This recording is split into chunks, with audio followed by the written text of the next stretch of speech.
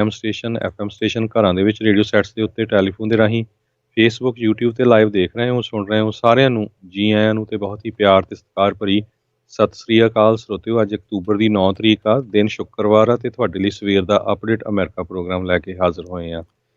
Programme ਸ਼ੁਰੂ ਕਰਨ ਤੋਂ ਪਹਿਲਾਂ ਸਾਡੇ ਅੱਜ ਦੇ ਸਪਾਂਸਰਜ਼ ਉਹਨਾਂ ਦਾ ਏਜੰਸੀ ਵਾਲੇ ਜਿਨ੍ਹਾਂ ਦੇ ਕੋਲੋਂ ਤੁਸੀਂ ਹਰ ਇੱਕ ਤਰੀਕੇ ਦੇ ਇੰਸ਼ੋਰੈਂਸ ਕਰਵਾ ਸਕਦੇ ਹੋ। ਇੰਸ਼ੋਰੈਂਸ ਬਾਰੇ ਪਤਾ ਕਰਨ ਲਈ ਕਾਲ ਕਰ ਸਕਦੇ ਹੋ, ਨੰਬਰ 408-272-2500। ਇਸ ਮੌਕੇ covered California Obamacare health insurance ਦਾ ਵਕਤ ਚੱਲ ਰਿਹਾ ਆ। ਰੀਨਿਊਅਲਸ ਅਤੇ ਨਵੀਆਂ ਐਪਲੀਕੇਸ਼ਨਸ ਦਾ ਵਕਤ ਆ ਚੁੱਕਾ ਹੈ। ਉਸ ਦੇ ਬਾਰੇ ਜਾਣਕਾਰੀ ਲਈ ਇਹਨਾਂ ਨੂੰ ਕਾਲ ਕਰੋ। Khalsa insurance agency 4082722500।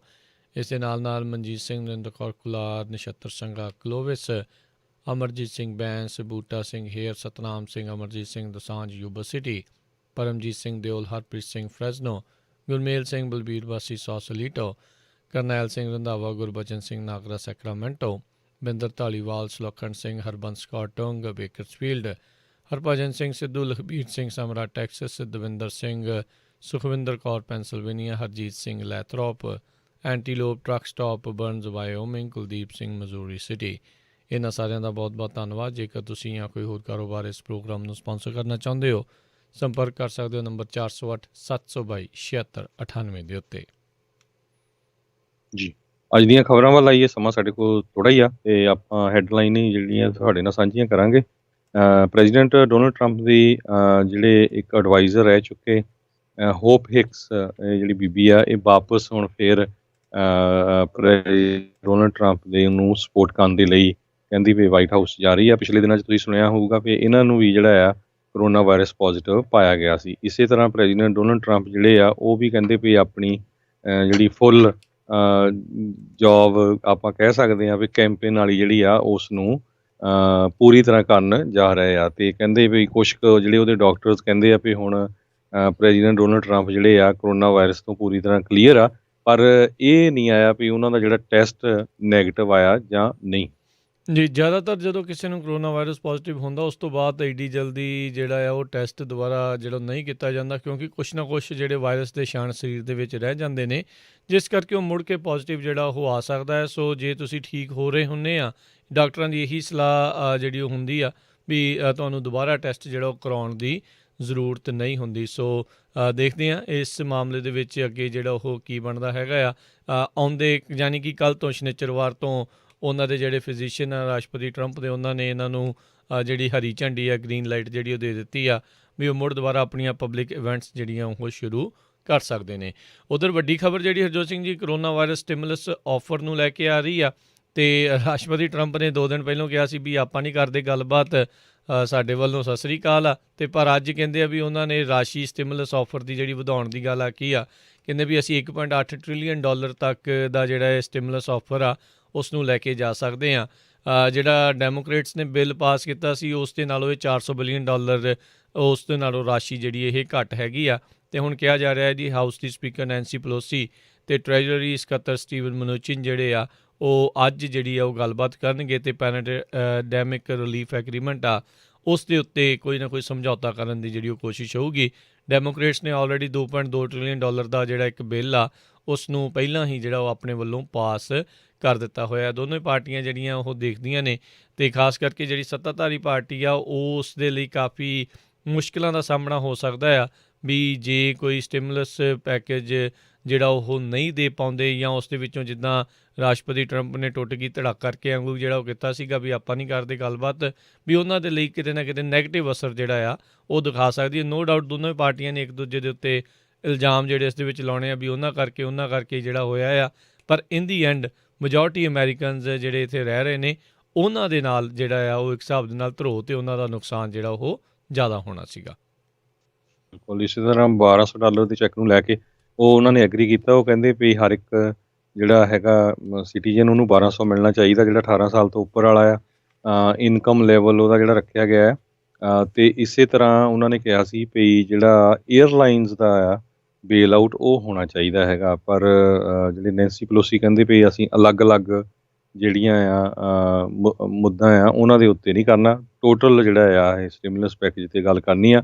ਪਰ ਮਿਚ ਮਕੋਨਲ ਜਿਹੜੇ ਆ ਉਹ ਕਹਿੰਦੇ ਵੀ ਮੈਨੂੰ ਨਹੀਂ ਲੱਗਦਾ ਆਉਣ ਵਾਲੇ 3 ਹਫ਼ਤਿਆਂ ਦੇ ਵਿੱਚ ਕੋਈ ਜਿਹੜਾ ਆ ਸਟਿਮੂਲਸ ਪੈਕੇਜ ਦੇ ਉੱਤੇ ਗੱਲਬਾਤ ਹੋ ਸਕਦੀ ਆ। ਜੀ। ਹੁਣ ਦੇਖਦੇ ਹਾਂ ਆਉਣ ਵਾਲੇ ਸਮੇਂ ਜੀ। ਹੁਣ ਉੱਦਾਂ ਦੇਖੋ, ਵੈਸੇ ਮਿਚ ਮਕੌਨਲ ਕਹਿੰਦੇ ਆ ਵੀ ਜਦੋਂ ਰਾਸ਼ਟਰਪਤੀ ਟਰੰਪ ਦੇ ਸੁਪਰੀਮ ਕੋਰਟ ਦੇ ਨੋਮੀਨੀ ਨੂੰ ਕਰਨਾ ਤੇ ਕਹਿੰਦੇ ਅਸੀਂ ਫੁੱਲ ਸਟੀਮ ਹੈਡ ਪੂਰੇ ਜ਼ੋਰਾਂ ਸ਼ੋਰਾਂ ਦੇ ਨਾਲ ਉਸ ਨੂੰ ਜਿਹੜਾ ਉਹ ਕਰ ਦਾਂਗੇ, ਪਰ ਜਦੋਂ ਆਮ ਲੋਕਾਂ ਦੀ ਗੱਲ ਆਉਂਦੀ ਆ ਤੇ ਉਦੋਂ ਫਿਰ ਇਹ ਕਿਤੇ ਨਾ ਕਿਤੇ ਜਿਹੜੇ ਉਹ ਹੱਥ ਪਿੱਛੇ ਖਿੱਚ ਲੈਂਦੇ ਨੇ। ਸੋ ਇਹ ਦੋਗਲਾਪਨ ਮਿਚ ਮਕੌਨਲ ਦਾ ਇਦਾਂ ਦਾ ਬਹੁਤ ਵਾਰੀ ਜਿਹੜਾ ਉਹ ਸਾਹਮਣੇ ਆ ਚੁੱਕਾ ਹੋਇਆ ਆ।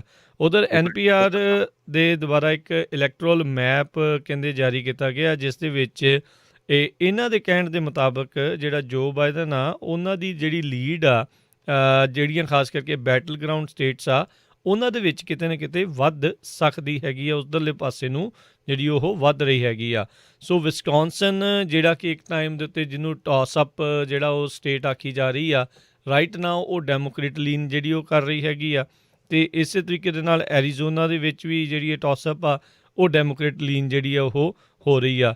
ਮਿਜ਼ੂਰੀ ਅਤੇ ਅਲਾਸਕਾ ਜਿਹੜੇ ਆ ਉਹ ਲਾਈਕਲੀ ਰਿਪਬਲਿਕਨ ਆ ਅਤੇ ਉਹ ਲੀਨ ਵੀ ਜਿਹੜੇ ਆ ਰਿਪਬਲਿਕਨ ਨੂੰ ਜਿਹੜੇ ਉਹ ਕਰ ਰਹੇ। ਇਸੇ ਤਰੀਕੇ ਦੇ ਨਾਲ ਨਬਰਾਸਕਾ ਦੀ ਜਿਹੜੀ ਫਸਟ ਕੰਗਰੈਸ਼ਨਲ ਡਿਸਟ੍ਰਿਕਟ ਆ ਇਹ ਵੀ ਜਿਹੜੀ ਆ ਰਿਪਬਲਿਕਨ ਵਾਲੇ ਪਾਸੇ ਨੂੰ ਜਾ ਰਹੀ ਆ, ਪਰ ਜਿਹੜੀ ਨਬਰਾਸਕਾ ਆ ਉਹ ਟਾਸ ਅਪ ਜਿਹੜੀ ਸਟੇਟ ਸੀ ਉਹ ਲੀਨ ਕਰ ਰਹੀ ਆ ਡੈਮੋਕ੍ਰੇਟ ਪਾਰਟੀ ਨੂੰ।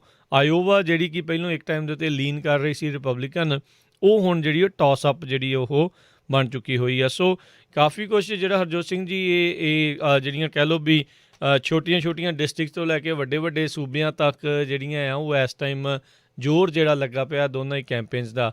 ਬਾਈਡਨ ਨੇ ਵੀ ਜਿਹੜਾ ਹੁਣ ਇਹ ਆਖਿਆ ਸੀਗਾ ਉਸਨੇ ਜਦੋਂ ਰਾਸ਼ਟਰਪਤੀ ਟਰੰਪ ਜ਼ੇਰੇ ਇਲਾਜ ਸੀਗੇ ਵੀ ਅਸੀਂ ਨੈਗੇਟਿਵ ਐਡਸ ਜਿਹੜੀਆਂ ਕੱਢ ਲੈਣੀਆਂ ਆ, ਪਰ ਹੁਣ ਉਹਨਾਂ ਦੇ ਕੈਂਪੇਨ ਨੇ ਕਿਹਾ ਸੀ ਮੁੜ ਦੁਬਾਰਾ ਜਿਹੜੀਆਂ ਆ ਉਹ ਨੈਗੇਟਿਵ ਐਡਸ ਆ ਉਹਨਾਂ ਨੂੰ ਦੁਬਾਰਾ ਰਨ ਕਰਨਾ ਜਿਹੜਾ ਉਹ ਸ਼ੁਰੂ ਕਰਨ ਜਾ ਰਹੇ ਆ।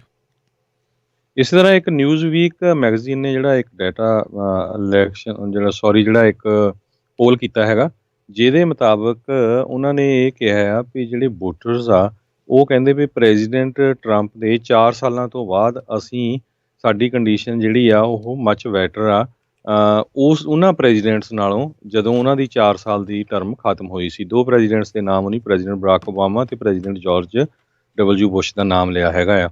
ਸੋ ਕਹਿੰਦੇ ਵੀ ਪ੍ਰੈਜ਼ੀਡੈਂਟ ਟਰੰਪ ਦੇ 4 ਸਾਲਾਂ ਦੇ ਦੌਰਾਨ ਜਿਹੜੀ ਆ ਉਹਨਾਂ ਦੀ ਹਾਲਤ ਕਾਫੀ ਸੁਧਰੀ ਹੈਗੀ ਆ। 56% ਵੋਟਰਸ ਨੇ ਇਹ ਕਿਹਾ ਹੈਗਾ।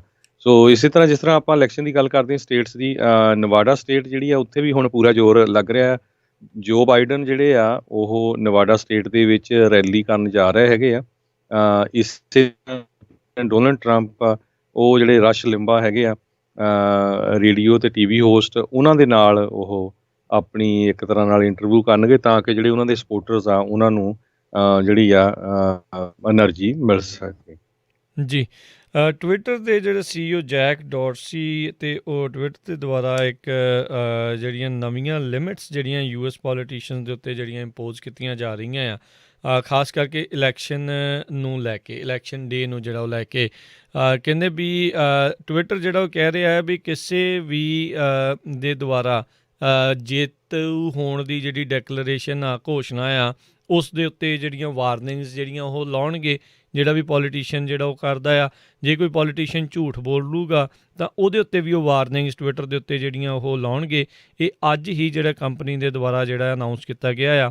ਇਹ ਵਾਈਡ ਰੇਂਜਿੰਗ ਕਾਫੀ ਵੱਡੇ ਪੱਧਰ ਦੇ ਉੱਤੇ ਜਿਹੜੇ ਇਹਨਾਂ ਨੇ ਆਪਣੇ ਇਸ ਸੋਸ਼ਲ ਮੀਡੀਆ ਦੇ ਉੱਤੇ ਜਿਹੜੇ ਚੇਂਜ ਕੀਤਾ ਆ। ਇਸ ਦਾ ਅਸਰ ਡੈਫੀਨੇਟਲੀ ਪੋਲੀਟੀਸ਼ੀਅਨਾਂ ਨੂੰ ਹੋਊਗਾ। ਖਾਸ ਕਰਕੇ ਆਪਾਂ ਦੇਖਿਆ ਹੀ ਆ ਵੀ ਬੀਤੇ ਦਿਨਾਂ 'ਚ ਜਦੋਂ ਰਾਸ਼ਟਰਪਤੀ ਟਰੰਪ ਨੇ ਫਿਰ ਇੱਕ ਵਾਰੀ ਫਲੂ ਅਤੇ ਕਰੋਨਾ ਵਾਇਰਸ ਨੂੰ ਇੱਦਾਂ ਹੀ ਜਿਹੜਾ ਉਹ ਫਿਰ ਘੋਲ ਮਿਲ ਜਿਹਾ ਜਿਹੜਾ ਕਰਤਾ ਵੀ ਉਹਦੇ ਨਾਲੋਂ ਕੋਈ ਜ਼ਿਆਦਾ ਨਹੀਂ ਹੈਗਾ, ਅਤੇ ਫਿਰ ਟਵਿੱਟਰ ਨੇ, ਫੇਸਬੁੱਕ ਨੇ, ਦੋਨਾਂ ਨੇ ਹੀ ਜਿਹੜੀ ਉਹਨਾਂ ਦੀਆਂ ਦੇ ਉੱਤੇ ਵਾਰਨਿੰਗ ਅਤੇ ਇੱਕ ਥਾਂ ਦੇ ਉੱਤੇ ਜਿਹੜੀ ਉਹ ਪੋਸਟ ਆ ਉਹ ਵੀ ਲਾ ਦਿੱਤੀ ਸੀਗੀ।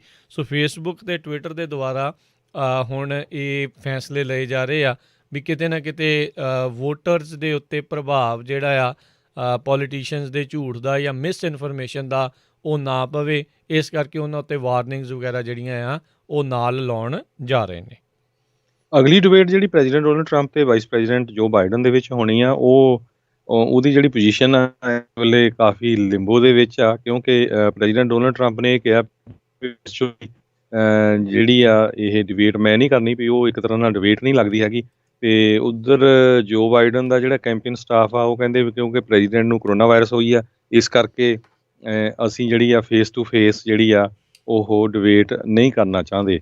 ਸੋ ਹੁਣ ਦੇਖਦੇ ਆ, ਪਰ ਜਿਹੜਾ ਆਉਣ ਵਾਲੇ 2-3 ਦਿਨਾਂ 'ਚ ਪਤਾ ਲੱਗੂਗਾ ਜਿਹੜੀ ਅਗਲੀ ਡਿਬੇਟ ਆ ਇਹ ਹੋਊਗੀ ਵੀ ਕਿ ਨਹੀਂ ਹੋਊਗੀ। ਰਾਸ਼ਟਰਪਤੀ ਟਰੰਪ ਨੇ ਤਾਂ ਇੱਕ ਹਿਸਾਬ ਦੇ ਨਾਲ ਪੁੱਲ ਆਊਟ ਚੋਂ ਕਰ ਹੀ ਲਿਆ ਸੀਗਾ ਵੀ ਜੇ ਵਰਚੁਅਲ ਡਿਬੇਟ ਹੋਣੀ, ਕਿਉਂਕਿ ਇਹ ਨਾ ਬਾਈਡਨ ਨੇ ਕਰਨਾ ਡਿਸਾਈਡ ਤੇ ਨਾ ਟਰੰਪ ਹੋਣਾ ਨੇ ਡਿਸਾਈਡ ਕਰਨਾ। ਇਹ ਜਿਹੜਾ ਡਿਬੇਟ ਦਾ ਕਮਿਸ਼ਨ ਆ ਉਸਨੇ ਡਿਸਾਈਡ ਕਰਨਾ ਆ, ਤੇ ਕਮਿਸ਼ਨ ਨੇ ਇਹ ਡਿਸਾਈਡ ਕੀਤਾ ਸੀਗਾ ਵੀ ਇਹ ਵਰਚੁਅਲ ਡਿਬੇਟ ਜਿਹੜੀ ਉਹ ਹੋਊਗੀ, ਤੇ ਰਾਸ਼ਟਰਪਤੀ ਟਰੰਪ ਕਹਿੰਦੇ ਵੀ ਇਹ ਵੇਸਟ ਆਫ ਟਾਈਮ ਹੈ, ਇਸ ਲਈ ਮੈਂ ਨਹੀਂ ਜਿਹੜਾ ਇਹ ਕਰਨਾ ਹੈਗਾ। ਸੋ ਹੁਣ ਕਹਿੰਦੇ ਵੀ ਉਹ ਉੱਦਾਂ ਜੋ ਬਾਈਡਨ ਨੇ ਉਸੇ ਦਿਨ ਇੱਕ ਹੋਰ ਟਾਊਨ ਹਾਲ ਮੀਟਿੰਗ ਸੇਮ ਸਮੇਂ ਦੇ ਉੱਤੇ ਜਿਹੜੀ ਉਹ ਰੱਖ ਲਈ ਆ।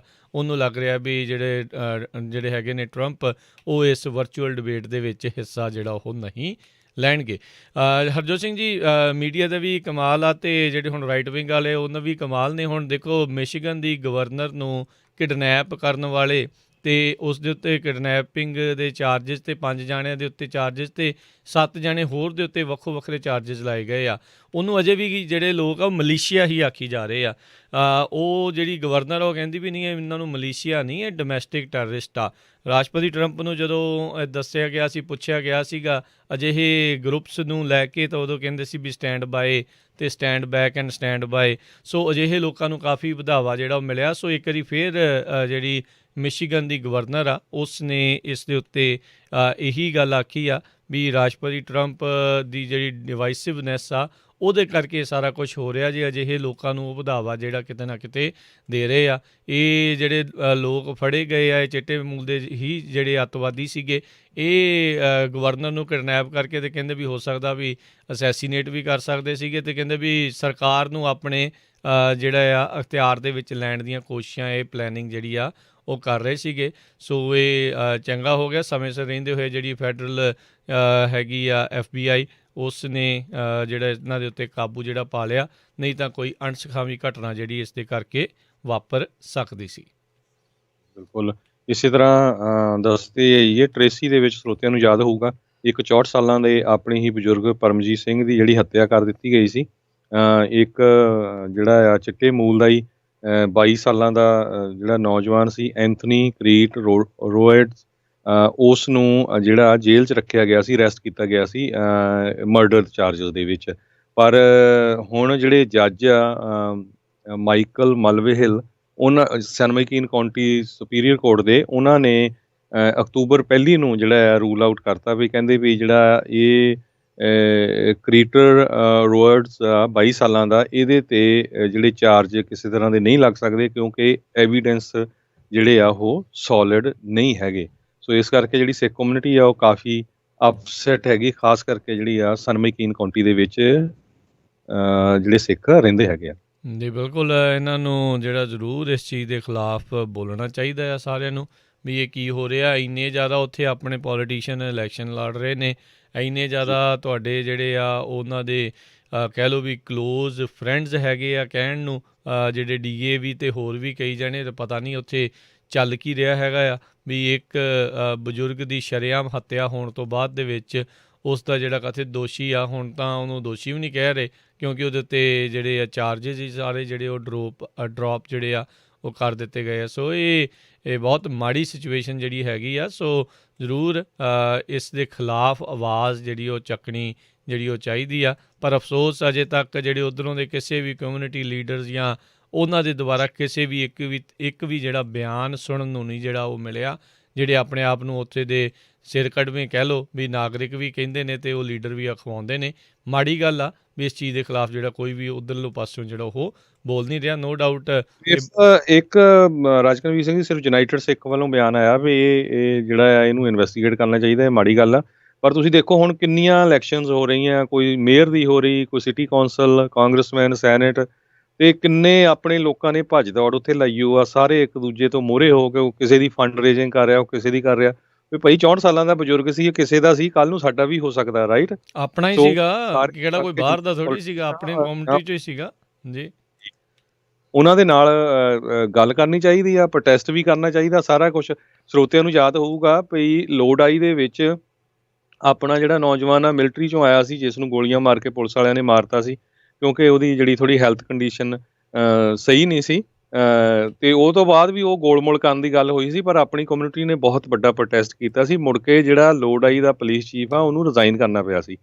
ਸੋ ਜੇ ਤੁਸੀਂ ਪ੍ਰੈਸ਼ਰ ਨਹੀਂ ਬਣਾਓਗੇ ਤੇ ਫਿਰ ਕੁਝ ਨਹੀਂ ਹੋਣਾ। ਪਰ ਇਸ ਇਸ਼ੂ ਤੇ ਆਪਾਂ ਪੰਜਾਬੀ ਰੇਡੀਓ ਵੱਲੋਂ USA ਵੱਲੋਂ ਜ਼ਰੂਰ ਆਪਾਂ ਕੋਈ ਜਿਹੜੀ ਆਰਗੇਨਾਈਜੇਸ਼ਨ ਕੋਈ ਵੀ ਜਿਹੜੀ ਬੰਦਾ ਹੈਗਾ ਆ ਉਹ ਇਸ ਇਸ਼ੂ ਦੇ ਉੱਤੇ ਅੱਗੇ ਲਿਜਾਣਾ ਚਾਹੁੰਦਾ, ਉਹਨਾਂ ਨੂੰ ਕਿਸੇ ਤਰ੍ਹਾਂ ਦੀ ਰੇਡੀਓ ਵੱਲੋਂ ਅਨਾਊਂਸਮੈਂਟ ਆਪਾਂ ਜ਼ਰੂਰ ਸਪੋਰਟ ਕਰਾਂਗੇ। ਪਰ ਇਹਦੇ ਤੇ ਕਰਨਾ ਚਾਹੀਦਾ। ਰੀਜ਼ਨ ਕੀ ਆ? ਪਿਛਲੇ ਸਾਲਾਂ ਦੇ ਵਿੱਚ ਸਨਮਈਕੀਨ ਕਾਉਂਟੀ ਦੇ ਵਿੱਚ ਬਹੁਤ ਸਾਰੇ ਸਿੱਖਾਂ ਦੇ ਉੱਤੇ ਅਟੈਕ ਹੋਏ ਹੈਗੇ ਆ, ਰੇਸ਼ੀਅਲ ਅਟੈਕ ਹੋਏ ਆ, ਕਿਸੇ ਦੇ ਮੁੱਕਾ ਮਾਰਤਾ, ਨੱਕ ਭੰਨਤਾ, ਕੁਛ ਕਰਤਾ। ਸੋ ਜੇ ਇਦਾਂ ਦੇ ਬੰਦੇ ਕਤਲ ਕਰਕੇ ਜਿਹੜਾ ਛੁੱਟ ਗਿਆ ਵੀ ਉਹਦਾ ਐਵੀਡੈਂਸ ਨਹੀਂ ਹੈਗਾ ਤਾਂ ਫਿਰ ਮੁੜ ਕੇ ਇਹ ਵਧਣੇ ਹੀ ਆ, ਘਟਣੇ ਨਹੀਂ ਹੈਗੇ। ਸੋ ਇਸ ਕਰਕੇ ਕਮਿਊਨਿਟੀ ਨੂੰ ਆਪਣੀ ਨੂੰ ਜਿਹੜਾ ਸੋਚਣਾ ਚਾਹੀਦਾ ਹੈਗਾ ਆ। ਤੇ ਜਿਹੜੇ ਵੀ ਉਸ side ਲੈਥਰੋਪ, Tracy, Stockton, Modesto, ਮੰਟੀਕਾ area 'ਚ ਰਹਿੰਦੇ ਆ, ਭਾਈ ਆਪਣੀ ਕਮਿਊਨਿਟੀ ਬਹੁਤ ਵੱਡੀ ਆ, ਅੱਗੇ ਹੋ ਕੇ ਇਸ ਜਿਹੜਾ ਇਹਨੂੰ ਕਰੋ। ਨਹੀਂ ਤਾਂ ਫਿਰ ਇਹ ਆਪਣੇ ਲਈ ਜਿਹੜੀ ਖਾਸ ਕਰਕੇ ਸਿੱਖਾਂ ਲਈ ਜਿਹੜੀ ਇਹ ਪੋਜੀਸ਼ਨ ਆ ਸੀਟ ਸੈੱਟ ਨਹੀਂ ਹੈਗੀ। ਰੀਜ਼ਨ ਕੀ ਆ ਵੀ ਬਹੁਤ ਸਾਰੇ ਬਜ਼ੁਰਗ ਆਪਣੇ ਰਹਿੰਦੇ ਉਸ ਏਰੀਏ 'ਚ ਤੇ ਸੈਰ ਵੀ ਕਰਦੇ ਆ। ਇਹ ਤਾਂ ਫਿਰ ਕੱਲ੍ਹ ਨੂੰ ਹੋਰ ਵੀ ਕਿਸੇ ਨੂੰ ਵੀ ਕੋਈ ਮਾਰੂਗਾ। ਵੀ ਜੇ ਦੇਖੋ ਵੀ 64 ਸਾਲਾਂ ਦਾ ਬਜ਼ੁਰਗ ਮਾਰਤਾ ਤੇ ਉਹ ਉਹਨਾਂ ਕੋਲ ਐਵੀਡੈਂਸ ਹੀ ਹੈ ਨਹੀਂ, ਤੇ ਜਿਹੜਾ ਬੰਦਾ ਅਰੈਸਟ ਕੀਤਾ ਵੀ ਪੁਲਿਸ ਕੀ ਕਰ ਰਹੀ ਹੈਗੀ ਆ।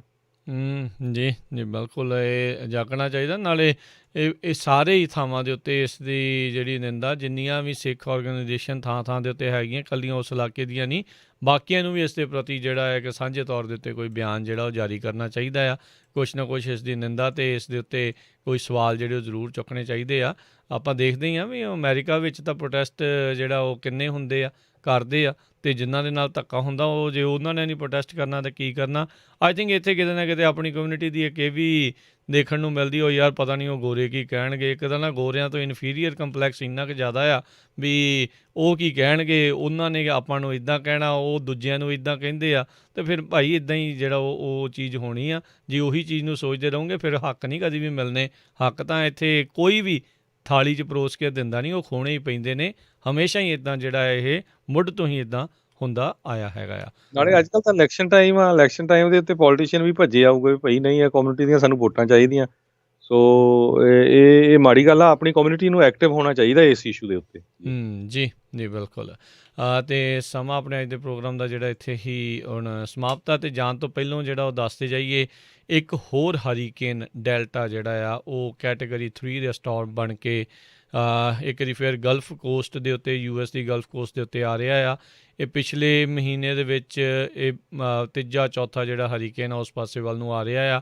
ਕਲਾਈਮੇਟ ਚੇਂਜ ਦੇ ਕਰਕੇ ਬਹੁਤ ਸਾਰੀਆਂ ਜਿਹੜੀਆਂ ਤਬਦੀਲੀਆਂ ਇਹ ਗਲਫ ਕੋਸਟ ਦੇ ਵਿੱਚ ਦੇਖਣ ਨੂੰ ਜਿਹੜੀਆਂ ਉਹ ਮਿਲ ਰਹੀਆਂ ਨੇ ਵੀ ਲੋੜੋਂ ਵੱਧ ਅਤੇ ਜ਼ਿਆਦਾ ਵੱਡੇ ਅਤੇ ਜ਼ਿਆਦਾ ਸ਼ਕਤੀਸ਼ਾਲੀ ਜਿਹੜੇ ਤੂਫਾਨ, ਹਰੀਕੇਨ, ਟ੍ਰੋਪੀਕਲ ਸਟੋਰਮਸ ਜਿਹੜੇ ਆ ਉਹ ਇਸ ਪਾਸੇ ਵੱਲ ਨੂੰ ਆ ਰਹੇ ਨੇ।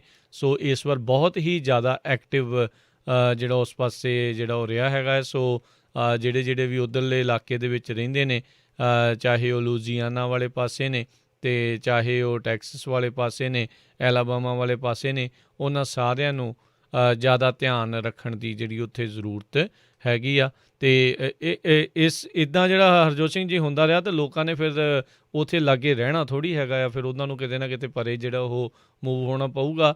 ਕਿੰਨਾ ਕੁਛ ਜਿਹੜਾ ਉਸ ਦੇ ਕਰਕੇ ਜਿਹੜੀਆਂ ਤਬਦੀਲੀਆਂ ਆਉਣਗੀਆਂ। ਇਸ ਸਾਲ ਦੇ ਵਿੱਚ ਵੀ ਕਿਹਾ ਜਾ ਰਿਹਾ ਆ ਇਹ 7ਵਾਂ 8ਵਾਂ ਜਿਹੜਾ ਹਰੀਕੇਨ ਆ ਇਸ ਪਾਸੇ ਨੂੰ ਜਿਹੜਾ ਉਹ ਆਇਆ ਹੈਗਾ ਆ। ਜੀ ਇੱਕ ਖਬਰ ਜ਼ਰੂਰ ਸਾਂਝੀ ਕਰਨੀ ਆ ਰਾਜਕਰਮਵੀਰ ਸਿੰਘ ਜੀ, ਖਾਸ ਕਰਕੇ ਜਿਹੜੇ ਲੋਕਾਂ ਨੂੰ ਡਾਇਬਟੀਜ਼ ਹੈਗੀ ਆ ਜਾਂ ਜਿਨ੍ਹਾਂ ਦੇ ਰਿਸ਼ਤੇਦਾਰ ਇੰਡੀਆ ਰਹਿੰਦੇ ਆ। ਫੂਡ ਐਂਡ ਡਰੱਗ ਐਡਮਿਨਿਸਟ੍ਰੇਸ਼ਨ ਨੇ ਅਨਾਊਂਸ ਕੀਤਾ ਹੈ ਵੀ ਇੰਡੀਆ ਦੀ ਇੱਕ ਕੰਪਨੀ ਹੈਗੀ ਆ ਮਾਰਕਸੈਂਸ ਫਾਰਮਾ। ਇਹਨਾਂ ਨੇ ਇਹ ਜਿਹੜੀ ਦਵਾਈ ਬਣਾਉਂਦੀ ਹੈਗੀ ਆ ਮੈਟਫੋਰਮੀਨ ਹਾਈਡਰੋਕਲੋਰਾਈਡ ਹੈ ਨਾ। ਜਿਹੜੇ ਡਾਇਬਟਿਕ ਲੋਕ ਹੁੰਦੇ ਆ ਉਹ ਇਸ ਮੈਟਫੋਰਮੀਨ ਨੂੰ ਲੈਂਦੇ ਹੈਗੇ ਆ ਅਤੇ ਇਸ ਦਵਾਈ ਦੇ ਵਿੱਚ ਕੈਂਸਰ ਕੌਜ਼ਿੰਗ ਜਿਹੜੇ ਆ ਏਜੰਟਸ ਪਾਏ ਗਏ ਆ। ਸੋ ਉਹਦੇ ਨਾਲ ਕਹਿੰਦੇ ਕੈਂਸਰ ਹੋ ਸਕਦਾ। ਸੋ ਭਾਈ ਜਿਹੜੇ ਵੀ ਡਾਇਬਟਿਕ ਹੈਗੇ ਆ ਜੇ ਤੁਸੀਂ ਇਹ ਦਵਾਈ ਲੈਂਦੇ ਆ ਇਸ ਕੰਪਨੀ ਦੀ ਬਣੀ ਹੋਈ Marksans pharma limited, so make sure ਕਰ ਲਓ। ਕਿਉਂਕਿ ਕਈ ਵਾਰੀ ਕੀ ਹੁੰਦਾ ਉਹ US food and drug administration ਨੇ ਕਹਿ ਦਿੱਤਾ ਵੀ ਇਹਦੇ ਨਾਲ ਕੈਂਸਰ ਹੋ ਸਕਦਾ ਹੈਗਾ। ਸੋ ਆਪਣੇ ਤੁਹਾਡੇ ਜਿਹੜੇ ਰਿਸ਼ਤੇਦਾਰ ਵੀ ਆ ਹਿੰਦੁਸਤਾਨ 'ਚ ਰਹਿੰਦੇ ਉਹਨਾਂ ਨੂੰ ਵੀ ਕਹਿ ਦਿਓ ਮਾਰਕਸੈਂਸ ਫਾਰਮਾ ਲਿਮਟਿਡ ਦੀ ਫਾਰਮਾਸਿਊਟੀਕਲ ਕੰਪਨੀ ਆ ਜਿਹੜੀ ਕਿ ਮੈਟਫੋਰਮੀਨ ਹਾਈਡਰੋਕਲੋਰਾਈਡ ਡਾਇਬੀਟੀ ਦੇ ਲਈ ਦਵਾਈ ਬਣਾਉਂਦੀ ਆ, ਉਹਦੇ ਨਾਲ ਕੈਂਸਰ ਹੋ ਸਕਦਾ ਆ। ਸੋ ਇਹ ਦਵਾਈ ਨਾ ਖਾਣ ਜੀ, ਬਚ ਕੇ ਜਿਹੜਾ ਉਹ ਰਹਿਣ। ਸੋ ਇੱਕ ਵਾਰੀ ਜਿਹੜੀ ਵੀ ਕੋਈ ਦਵਾਈ ਖਾਂਦੇ ਆ, ਆਪਣੇ ਜਿਹੜਾ ਫਿਜ਼ੀਸ਼ੀਅਨ ਜਿਹੜਾ ਵੀ ਤੁਹਾਡਾ ਡਾਕਟਰ ਆ ਉਹਨੂੰ ਇੱਕ ਵਾਰੀ ਪਲੀਜ਼ ਜਿਹੜਾ ਉਹ ਤੁਸੀਂ ਦਿਖਾ ਵੀ ਲਓ ਵੀ ਤੁਹਾਡੇ ਲਈ ਸੇਫ ਹੈਗੀ ਆ ਜਾਂ ਨਹੀਂ। ਅਤੇ ਇੱਥੇ ਸਾਡੇ ਅੱਜ ਦੇ ਪ੍ਰੋਗਰਾਮ ਦੀ ਸਮਾਪਤੀ ਆ। ਮਿਲਦੇ ਹਾਂ ਆਪਣੇ ਸਾਰੇ ਸਰੋਤਿਆਂ ਨੂੰ ਜਿਹੜਾ ਜੀਓ ਅਗਲੀ ਵਾਰ। ਉਦੋਂ ਤੱਕ ਲਈ ਮੇਰੇ ਰਾਜਕਨਵੀਰ ਸਿੰਘ ਵੱਲੋਂ, ਜਿਹੜੇ ਹਰਜੋਤ ਸਿੰਘ ਵੱਲੋਂ ਤੁਹਾਨੂੰ ਸਭ ਨੂੰ ਪਿਆਰ ਸਤਿਕਾਰ ਸਹਿਤ ਸਤਿ ਸ਼੍ਰੀ ਅਕਾਲ। ਸੁਣਦੇ ਰਹੋ ਜੀ ਪੰਜਾਬੀ ਰੇਡੀਓ USA।